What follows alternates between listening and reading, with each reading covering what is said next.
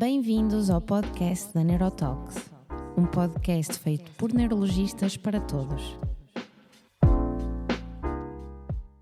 E é curioso que uma coisa que disse e que é muito verdade e que sentiu na primeira pessoa, que é até por parte dos médicos não neurologistas ou mesmo às vezes neurologistas não especializados na área, há muita, eu vou-te chamar de desconhecimento, porque é mesmo dificuldade em saber tratar uma doença que é tão frequente, não é? E nós tentamos combater isto e não é fácil, mesmo por parte dos colegas médicos de medicina geral e familiar, não é? Que nos referenciam os doentes com enxaqueca. Nós percebemos através dos doentes que nos chegam, que os doentes chegam muito tarde, ou seja, é um problema muitas vezes arrastado ao longo de muitos anos, com muita incapacidade, e os colegas acabam por referenciar os doentes muito tarde e subtratados. E é uma frustração, não sei se sente isso, doutora Lívia, uma frustração não entender como é que uma doença tão prevalente e com fármacos de tão fácil acesso é subtratada e subdiagnosticada ainda hoje. Muitas vezes perguntam-me, como é que tratas uma enxaqueca? Portanto, eles estão à espera que eu lhes diga há aqui um medicamento mágico que vais dar ao doente e ele fica sem enxaqueca. É assim, eu digo, eu não trato enxaquecas, eu trato doentes com enxaqueca. E eu, para tratar o doente com enxaqueca, eu vou ter que fazer uma história clínica ao doente, eu vou tratar o doente, eu não trato a doença. Porque aquele doente, a doença naquele doente é diferente da doença nos outros doentes. E isso acaba por ser uma história clínica completa. E há uma referência, os americanos fazem estudos para tudo, e fizeram estudos para saber quais são as comorbilidades associadas à enxaqueca. E então fizeram vários grupos. Um dos grupos é a parte psiquiátrica, outros grupos são os doentes que têm rinites alérgicas e asmas. É um grupo também de doentes que, por exemplo, esses não podem tomar medicamentos tipo propranolol, porque podem agravar a asma. Nós também temos de ver isso. Depois, outros doentes que têm que têm problemas cardíacos e hipertensos. Portanto, há subgrupos de doentes com diferentes fenótipos. E nós temos de tratar cada grupo da sua forma. E, por exemplo, a história da parte hormonal. Nós temos doentes que só têm enxaqueca na altura do período menstrual. E então, nesse caso, nós podemos fazer uma mini profilaxia nessa altura. Portanto, quer dizer, isto implica, na parte do médico, muito trabalho. Dá muito trabalho, de facto. Dá muito trabalho. Temos pouco tempo, não é? Por exemplo, outra coisa que as pessoas não ignoram, que é, por exemplo, a tiroide.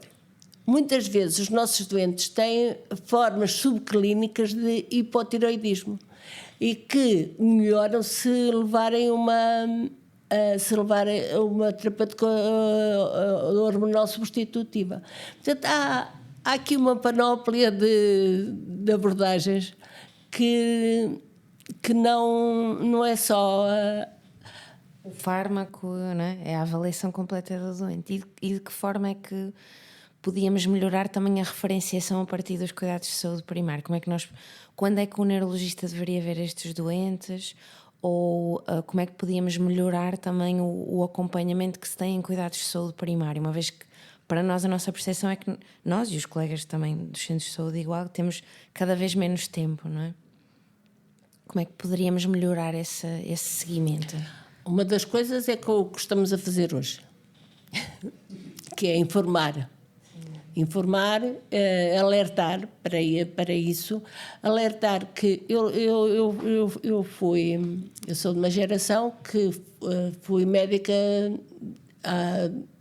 no serviço à periferia. Quando acabei o tirocínio, quando cheguei ao que chamávamos P3, fui para a periferia. E a coisa pior que me podia acontecer era chegar-me uma dor de cabeça. Eu entrava em pânico e entendo perfeitamente o que acontece aos nossos colegas, porque também já passei por isso. Porque eu pensava assim, mando o doente a quem? Mando o doente ao psiquiatra? Será que ele ele não está bem, ou está deprimido, ou está... Mando ao neurologista, mando ao oftalmologista, mando ao otorrino. A quem é que eu vou mandar? Será que é sinusite? Será que ele não vê bem? Será que é psiquiátrico? O que é que eu hei de fazer? Eu entrava em pânico. A primeira coisa que tenho de saber é qual é a especialidade. Agora peço-te para tu dizeres tu.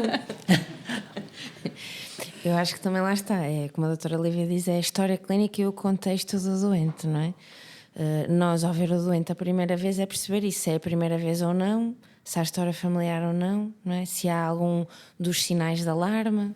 Mas imagina que eu sou a médica de família e pergunto-te a ti, a quem é que eu vou mandar o meu doente que tem dores de cabeça?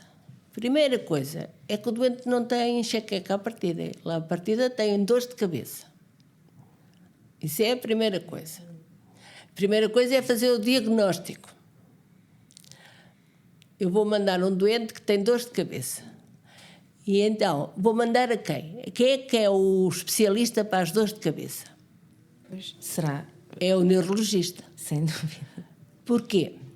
Agora vamos ao resto. O oftalmologista, raramente, a dor de cabeça é por motivos de falta de visão. Claro que se o doente tiver problemas visuais e problemas de visão, deve ir ao oftalmologista. Mas ele não deve ir ao oftalmologista por causa das dores de cabeça. Ele, pelas dores de cabeça, deve ir ao neurologista. O otorrino é assim, a sinusite crónica não é causa de dor de cabeça. O que é causa de dor de cabeça é a sinusite aguda, com rinorreia e com febre. Isso é que é causa de dor de cabeça. A sinusite crónica não é causa de dor de cabeça. Há uma exceção que é esfenoidal, mas é a única exceção. Mas nesse caso é preferível mandar o doente à neurologia e depois o neurologista, se vir que deve-me orientar para o otorrino, pode orientar para o otorrino. Portanto, o neurologista é que tem de ser o pivô de tratar um doente com enxaqueca ou com cefaleias, porque o doente com cefaleias também pode ter uma cefaleia sintomática. Claro que com a história da Ana eu nem sequer tinha esse trabalho. Fazia-lhe um exame neurológico, com esta história fazia-lhe um exame neurológico perfeito. Se estivesse tudo bem, não precisava de fazer mais nada, porque ela tem as dores de cabeça semelhantes às da mãe, a mãe também já tinha, portanto já tem as dores de cabeça há muito tempo. Às vezes costumo dizer aos doentes, os tumores são como as batatas, normalmente aparecem aos 3 meses, com exceção dos meningiomas.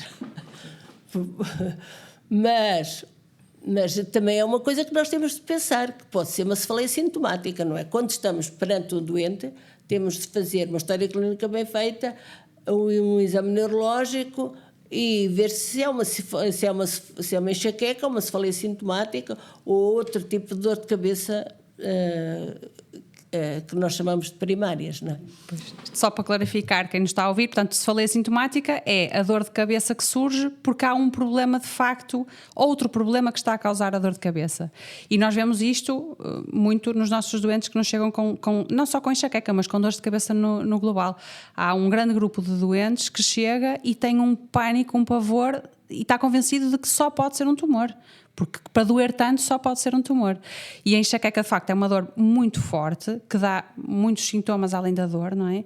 Desde as náuseas, os vómitos, a sensibilidade à luz. E os doentes acham aquilo tão bizarro e as pessoas à volta têm esta postura de incompreensão, não é? De que os doentes pensam, de facto, têm que ter uma doença gravíssima e um tumor cerebral e muitas vezes chegam-nos a exigir quase um estudo de imagem, não é? Um TAC ou até mesmo uma ressonância e acham muito estranho e acham que nós não somos competentes quando não fazemos um estudo de imagem cerebral. Quando na verdade, aquilo como a doutora Lívia estava a dizer, há doentes em que nós temos a certeza de que o problema é só uma enxaqueca, só no sentido de não ser mais nada, não é para minimizar o problema em si, mas é que é claramente uma enxaqueca. E depois há os outros em que nós realmente ficamos um bocadinho mais desconfortáveis, não é? E temos que avançar com alguma investigação, porque, como disse, há muitas doenças associadas, não é? E há algumas outras doenças que mimetizam ou simulam uma enxaqueca. Mas não sei se tem esta percepção, Ana, de que mesmo quem chega com a enxaqueca tem esta ideia de que o problema é outro. Ou é porque vê mal, ou é porque tem de facto sinusite, ou acham que sofrem muito da coluna, isto só pode ser da coluna. Não sei se esse circuito todo. Apesar da minha mãe ter enxaquecas, como eu comecei a ter muito novinha, vai ao oftalmologista, se deve ser dos olhos, e fui. Agora vai ao otorrino, porque se calhar tens aí qualquer coisa, e fui. E fomos despistando assim. E a verdade é que no meio dessas especialidades todas fui encontrando coisas. Fui encontrando muitas coisas que não queria ter encontrado, não é? O meu avô, quando eu tinha 20 anos, o meu avô morreu e morreu com um tumor no cérebro. E então aquilo foi um alarme enorme para a família, de género. Toda a gente ficou muito alarmada e toda a gente pensou: tu tens dores de cabeça fortíssimas desde muito nova, então tens que ir ver o que isso é. E agora chegou a altura da neurologia. E eu acho que tinha 20 ou 21 anos e foi aí que eu tive o primeiro contacto com neurologia, porque até então tinha sido encaminhada para outras especialidades e as dores de cabeça eram vistas como algo normal, porque a tua mãe também tem, por isso é normal que tu tenhas. Toma um paracetamol ou toma uma coisa desse género e pode ser que passe anti-inflamatório, e foi-se resolvendo assim. E também, como eram um pouco frequentes nessa altura, foi-se resolvendo assim. Depois é que se fez o estudo de imagem e até encontrei o que não queria ter encontrado, porque encontrei lesões, foram encontradas lesões cerebrais características ou compatíveis com algumas crises de enxaqueca, e a partir daí passei, portanto, desde os 21 ou 22 que sou seguida em neurologia, mas foi quase uma coincidência. Felizmente não foi encontrado nenhum tumor, mas foi quase uma coincidência, uma feliz coincidência, porque acho que comecei a ser muito melhor acompanhada, mas não fui diretamente encaminhada para neurologia. Andei por muitas especialidades e encontrei tudo e mais alguma coisa. Nos olhos não, mas sei lá, eu acho que se nós procurarmos encontramos, não é? Eu acho que para muitas, e a propósito da questão dos tumores, eu acho que para muitos doentes com enxaqueca ou com dores, com uma cefaleia forte, a impressão que eu tenho é muitas vezes, fazendo um estudo de imagem, uma ressonância ou um ataque, e quando não se encontra nada, que é geralmente o que acontece, há quase que uma desilusão do doente. Porquê? Porque não há nada que justifique. Não há nada que se veja que justifique a dor. E depois esta questão do é só uma enxaqueca, só no sentido de não existe um tumor, não existe um aneurisma, não invalida isto. Eu também faço questão de muitas vezes dizer isso, não invalida que não continua a ser uma doença crónica, grave e às vezes progressiva, só não se vê. E como ainda não compreendemos também muito sobre os mecanismos, eu acho que isso também às vezes dificulta a compreensão do doente, da população em geral, não é? Sim.